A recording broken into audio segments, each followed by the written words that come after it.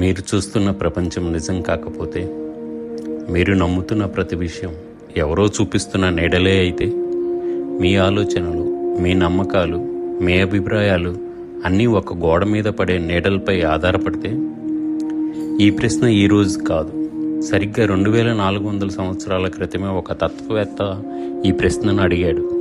ఆయన పేరే ప్లేటో.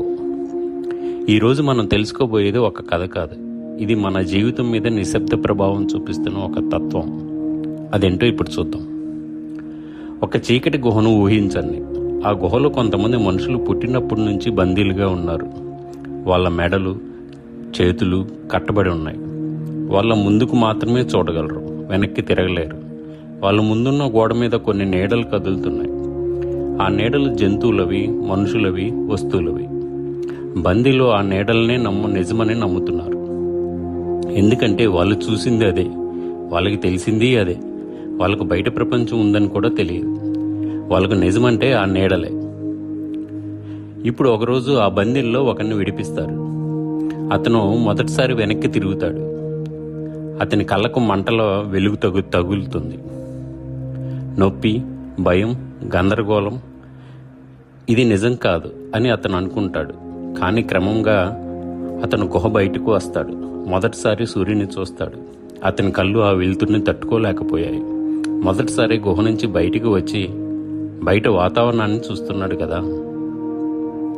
ఆకాశం, చెట్లు, మనుషులు. అతనికి అర్థమవుతుంది, ఇంతకాలం నేను చూసింది నిజం కాదు, అవి కేవలం నీడలు. అతనిలో ఏదో తెలియని భయం. ఇదంతా నిజమేనా? ఇదేనా అసలు ప్రపంచం? మరి ఇంతకాలం నేను చూసిందేంటి? తను చూసింది అంత లోపల ఉన్న వాళ్ళకి చెప్పాలని తిరిగి గుహకు వస్తాడు. ఆ మనిషి తిరిగి గుహలోకి వెళ్ళాడు. మిగతా బందీలకు నిజం చెప్పాలని ప్రయత్నిస్తాడు. మీరు చూస్తున్నది అబద్ధం అని చెప్తాడు. కానీ వాళ్ళు నవ్వుతారు. నీ కళ్ళు పాడయ్యాయి అంటారు.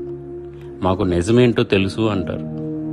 ప్లేటో ఇక్కడే ఒక భయంకరమైన నిజాన్ని చెప్తాడు. నిజం చెప్పేవాడు ప్రమాదకారుడిగాను, శత్రువుగాను మారతాడు.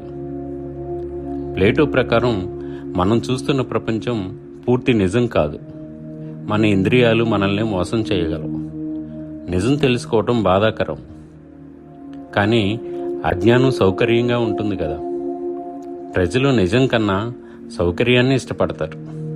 అందుకే ప్రశ్నలు అడిగేవాళ్ళు ఇబ్బంది పడతారు. ప్రశ్నలు అడిగేవాళ్ళు శత్రువులు అవుతారు. ప్రశ్నలు అడిగేవాళ్ళంటే ఎవరికి నచ్చదు. ఇప్పుడు గుహ ఎక్కడుంది? అది ఎక్కడో లేదు, ప్రతి మనిషి అరచేతిలోనే ఉంది.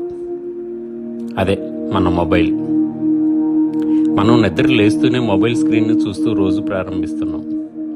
2005 సంవత్సరం వరకు కొంతవరకు నిజమైన ప్రపంచంలోనే జీవించేవాళ్ళం. కానీ 2005లో స్మార్ట్ ఫోన్ వచ్చిన తర్వాత బయట ప్రపంచాన్ని క్రమంగా మర్చిపోయాం. నిద్ర లెగిస్తే ఫోన్, తింటూ ఫోన్, ఖాళీ సమయం వచ్చినా ఫోన్, మన ఎదురుగా ఉన్న మనుషులతో మాట్లాడటం కూడా మర్చిపోయాం. బయట ఉన్న నిజమైన ప్రపంచాన్ని చూడటానికి మనసు ఇష్టపడటం లేదు. రీల్స్, ఫేక్ రీల్స్, ఏఐతో తయారైన వీడియోలు, ఏది నిజం ఏది అబద్ధం తెలుసుకోకుండానే జీవిస్తున్నాం. మనకి ఫోన్ ముఖ్యం. సంబంధ బాంధవ్యాలు, చుట్టరికాలు, సంబంధాలు ఎంతవరకు ఉన్నాయి? రిలేషన్ అన్నా, ఎవరికైనా సహాయం చేయాల్సి వస్తున్నా పారిపోతున్నాం. అది మన పరిస్థితి. మరి మన పిల్లల పరిస్థితి ఏంటి? 2000 సంవత్సరం వరకు ముందు ఎంతమందికి ఆటిజం, ADHD వంటి సమస్యలు ఉన్నాయి?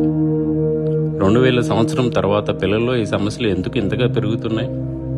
మనం ఒకసారి ఆలోచించుకోవాలి.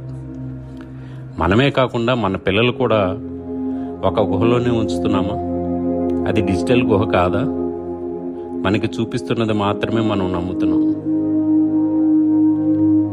ఎడిట్ చేసిన జీవితం, ఎంచుకున్న నిజం. మనం కూడా బందీలమేనా అంటే అవును, మన బందీలమే. ఫోన్కి మనం బందీలమే. ఈ రేడియేషన్ ప్రపంచంలో బతుకుతున్నాం. మనం బయటికి రాలేమా? లేదా గుహ బయటికి రావాలని ప్రయత్నిస్తున్నామా? తెలీదు. కానీ ప్లేటో సమాధానం ఇవ్వలేదు. అతను ఒక ప్రశ్న వదిలి వెళ్ళాడు. నిజం తెలుసుకోవాలా లేక సౌకర్యంగా ఉండాలా? మీరు ఏది ఎంచుకుంటారు? మీరు ఇప్పటి గుహలోనే ఉన్నారా లేదా బయటికి రావాలని ప్రయత్నిస్తున్నారా? మనకి మనం ఆలోచించుకోవాలి. మన భవిష్యత్తు, మన పిల్లల భవిష్యత్తు మనకు ముఖ్యం. ఆలోచించండి. మీకు ఈ వీడియో నచ్చితే please share, subscribe and like. Thank you very much.